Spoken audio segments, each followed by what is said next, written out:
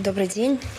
По традиции начинаем с графика министра иностранных дел Российской Федерации Сергея Лаврова. 12 апреля глава Российского внешнеполитического ведомства Сергей Лавров встретится со студентами, слушателями и профессорско-преподавательским составом Дипломатической академии Министерства иностранных дел России.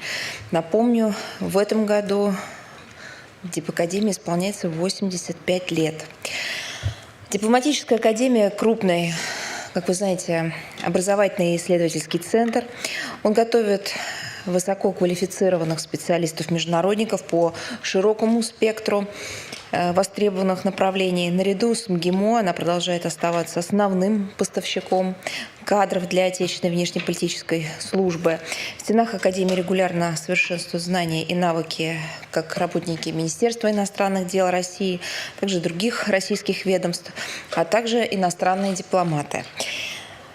Министр поделится видением текущей международной ситуации, расскажет о приоритетах российской внешней политики и, конечно, ответит на вопросы аудитории.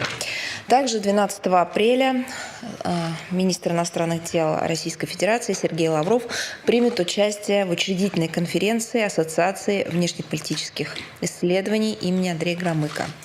Ассоциация создана представителями отечественных, неправительственных, научных и образовательных организаций с целью содействия развитию диалога по линии экспертного сообщества между государствами-участниками СНГ, Евросоюз, ОДКБ. На предстоящем мероприятии выступят представители парламентских, общественных, деловых кругов, а также специалисты-международники из Российской Федерации и Республики Беларусь.